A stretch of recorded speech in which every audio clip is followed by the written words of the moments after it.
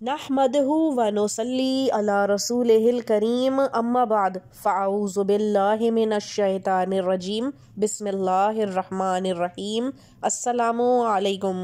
شروع کرتے ہیں اللہ تعالیٰ کے بابرکت نام کے ساتھ جو نہایت مہربان اور رحم فرمانے والا ہے، اور لاکھوں کروڑوں درود و سلام بھیجتے ہیں آقائے دو جہان سرور کونین صلی اللہ علیہ وآلہ وسلم پر۔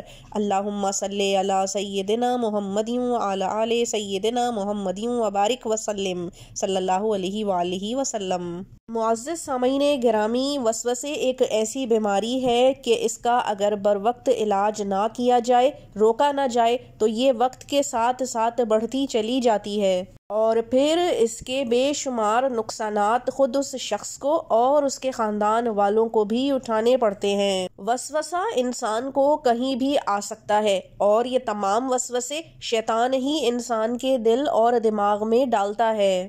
ہمارے ہاں وسوسوں کو دوسرا نام وہم کا دیا جاتا ہے۔ وسوسے اور وہم صرف تنہائی میں نہیں ہوتے، بلکہ بھیڑ اور رش میں بھی ہو سکتے ہیں۔ یہ ایک ایسا کیڑا ہے جو شیطان کبھی بھی دل اور دماغ میں انسان کے ڈال دیتا ہے، خاص کر جب ہم وضو کر رہے ہوتے ہیں، نماز پڑھ رہے ہوتے ہیں، قرآن مجید کی تلاوت کر رہے ہوتے ہیں، یا پھر اللہ تعالیٰ کا ذکر و اذکار کر رہے ہوتے ہیں۔ اس وقت یہ معاملات سب سے زیادہ ہونے لگتے ہیں۔ اس طرح سے انسان اکثر عبادت سے بھی دور ہونے لگتا ہے، تنگ پڑنے لگتا ہے، الجھن کا شکار ہوتا ہے۔ شیطانی وسوسے ایک ایسی چیز ہے جس کی قوت اتنی ہے کہ اگر وہ الفاظ ذہن سے زبان پر آ جائیں تو انسان کفر کا مرتکب بھی ہو سکتا ہے، اور یہی شیطانی وسوسے تھوڑے اور بہت زیادہ گناہوں اور خرابی کا بھی باعث بنتے ہیں۔ جتنا انسان ان وسوسوں میں محو اور پھنستا چلا جاتا ہے، سمجھیں کہ وہ گندگی اور غلاظت کے دلدل میں پھنستا اور دھستا چلا جاتا ہے۔ ان وسوسوں کا علاج ضرور ہے۔ دنیا میں ایسی کوئی بھی چیز نہیں، بیماری نہیں جس کا علاج نہ ہو سوائے موت کے، جو برحق ہے اور اٹل وقت پر آتی ہے۔ وسوسے آنا ایک روحانی بیماری ہے، اور اس کا علاج بھی روحانی ہے۔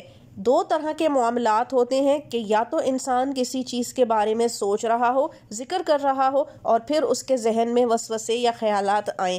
اس طرح سے انسان کو اپنے آپ کو خود روک لینا چاہیے کہ یہ معاملات آگے چل کر بگاڑ کی شکل اختیار کر لیتے ہیں۔ اور دوسری صورت یہ ہے کہ وسوسے اور یہ تمام خیالات چاہے گندے ہوں یا پھر جیسے بھی، خود انسان کے دل اور دماغ میں آتے ہیں اور آتے ہی چلے جاتے ہیں، اور انسان ان سے نکل نہیں پاتا۔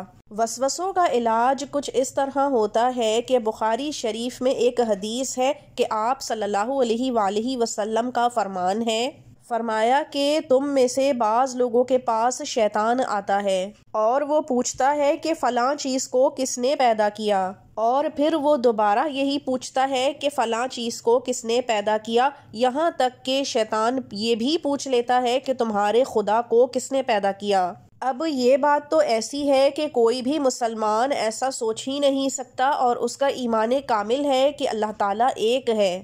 تو حضور پاک صلی اللہ علیہ وآلہ وسلم نے اس کا علاج بتایا کہ جب تمہارے ساتھ ایسا ہو تو تم اللہ تعالیٰ کی پناہ مانگو اور اعوذ باللہ پڑھو۔ اسی مناسبت سے جب بھی ایسے کبھی بھی خیالات آئیں اور آپ نماز نہ پڑھ رہے ہوں تو 3، 5 یا 7 مرتبہ اعوذ باللہ من الشیطان الرجیم، اور اس کے ساتھ ہی یہ کلمات آمنت باللہ ورسولہ بھی اتنی ہی تعداد میں پڑھ کر ایک ساتھ اپنے اوپر دم کر لیں۔ انشاءاللہ شیطانی وسوسوں اور سوچوں سے نجات مل جائے گی۔ اب ہمیں اجازت دیجیے۔ وآخر الدعوانا ان الحمد للہ رب العالمین۔ اللہ حافظ۔